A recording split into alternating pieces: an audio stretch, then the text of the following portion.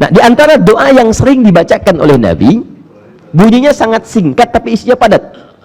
Dan kalimatnya, Allahumma inna nas'aluka. Kalau untuk banyak orang, kalau untuk sendirian, inni as'aluka. Ya Allah, sungguh kami memohon kepadamu, meminta kepadamu, ilman nafi'a, satu, ilmu yang bermanfaat. Dua, rizqan tayyiba, rizki yang berkah dan baik. Tiga, wa amalan mutaqabbala, dan amal yang diterima olehmu. Tiga hal. Terdapat di hadis riwayat Ibnu Majah nomor hadis 925. Ini doa yang seringkali dibaca oleh Nabi SAW pasca sholat.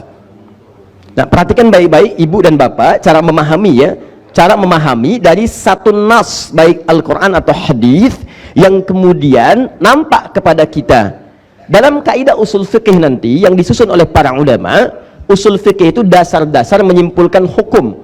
Kalau Al-Quran dan hadis disebut dalil hukum. Cara memahami hukum nanti ada kaidah hukum. Kaidah hukum disebut dengan kaidah fikih. Dasarnya disebut dengan usul fikih.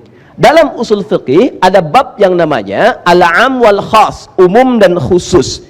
Jadi kalau ada satu dalil disebutkan, apakah dalil ini petunjuknya khusus atau sifatnya umum? Jadi kalau dalam bab doa, misalnya cara memahaminya seperti ini. Apakah kalau Nabi berdoa seperti ini pasca sholat, apakah doa ini saja yang khusus dibaca pasca sholat, yang lainnya tidak boleh?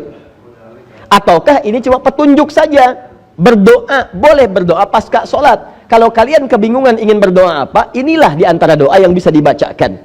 Di ini dalam kaidah fikih disebut dengan, awas, tariqatu istinbatil ahkam, cara menyimpulkan hukum dari dalil yang ditampilkan kemudian dari nas-nas syariat.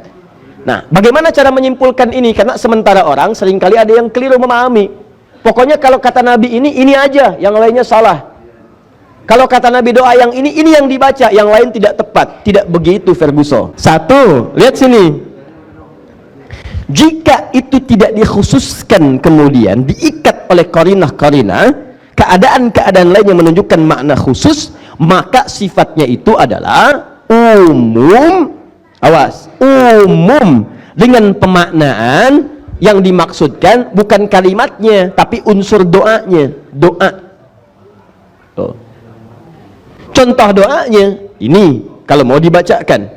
Kalaupun Anda punya keperluan lain yang sifatnya mendesak dan belum sempat dibacakan dalam sholat, sujud tidak terbacakan misalnya, tidak memohon dalam hati, dalam ruku pun tidak terbacakan, sebelum salam tidak terungkapkan dalam hatinya, maka pasca sholat boleh dilafadzkan. Karena dalam sholat itu kita hanya melafadzkan bacaan-bacaan yang langsung dicontohkan oleh Nabi. Duduk di antara dua sujud misalnya, Rabbil firli warhamni wajburli dan seterusnya, kita nggak bisa melafadzkan minta yang lain. Dalam sujud, subhanakallahumma bihamdika Allahumma gfirli, subhana rabbiyal a'la wa bihamdi, itu. Tapi mengungkapkan yang lain apalagi pakai bahasa kita tidak bisa kecuali dalam hati.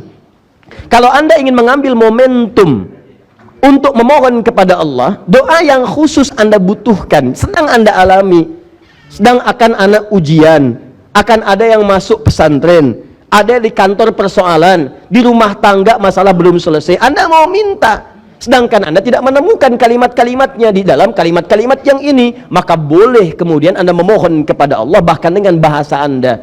Silakan. Mau pakai bahasa Indonesia? Boleh. Mau pakai bahasa Sunda? Boleh. Bahasa Padang? Boleh. Jawa? Silahkan. Karena sholatnya sudah selesai. Yang ada sekarang kedekatan Anda dengan Allah dibangun dengan amalan-amalan zikir, diantaranya doa. Jelas.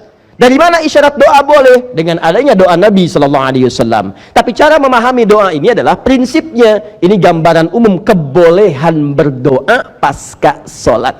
Itu yang harus disimpulkan pertama kali. Jelas? Nanti kalau setelah itu, Ustadz, kalau Anda bertanya, ada nggak doa dari Nabi yang bisa saya bacakan pasca sholat? Ada, contohnya ini. Jelas ya?